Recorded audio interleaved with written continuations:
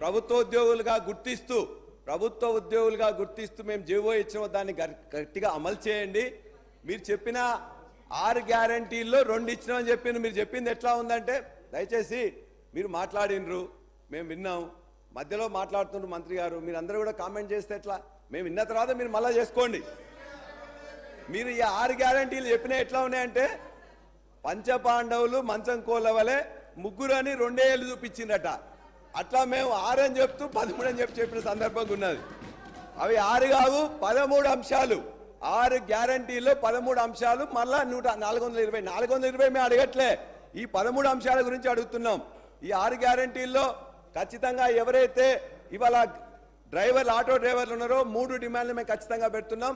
చనిపోయిన 21 మంది ఆటో డ్రైవర్లకు తక్షణమే వారి కుటుంబానికి 20 లక్షల రూపాయలు ఎక్స్గ్రేషియా ప్రకటించాలి.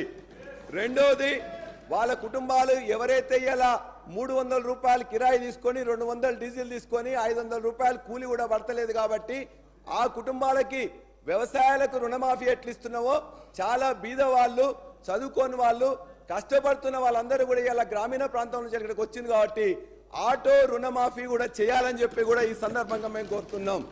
3వ అంశం, ఇవాళ ఖచ్చితంగా వాళ్ళు తినడానికి కూడా తిండి దొరకట్లేదు కాబట్టి మీరు చెప్పే 12,000 రూపాయల సంవత్సరానికి ఎక్కడా సరిపోదు కాబట్టి నెలకు 10,000 రూపాయలు ఇచ్చినట్లయితే 6.5 లక్షల కుటుంబాలు బాగైతే అని చెప్పేసి ఇది 3వ డిమాండ్గా మీ ద్వారా ఇవాళ ప్రభుత్వానికి పెడతా ఉన్నాం. అధ్యక్ష, ఎందుకు మీరు ప్రచారం ఎంతుందో చెప్పాను.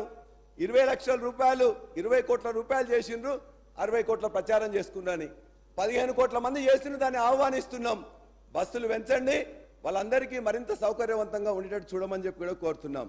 అధ్యక్ష, అంతేకాదు ఈ 6 గ్యారంటీలది 13 అంశాలది ఖచ్చితంగా తొందరగా 100 రోజుల్లో ఏదైతే చేస్తారో అది ఇందులో ప్రస్తావిస్తే బాగుండేది అని చెప్పేసి అనుకుంటున్న గవర్నర్ దానిలో ప్రస్తావించినట్టయితే బాగుండు.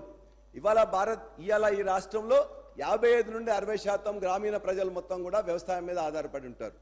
వ్యవసాయ ఆధారిత సంబంధిత పరిశ్రమల మీద ఆధారపడి ఉంటారు.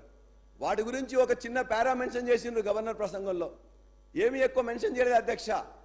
ఇవాళ దాని గురించి మెన్షన్ చేయని దాని గారి గురించి వారి యొక్క సభ్యులు కూడా మాట్లాడుతూ ఇక్కడ ఏమి జరగలేదని 10 సంవత్సరాల్లో. అధ్యక్ష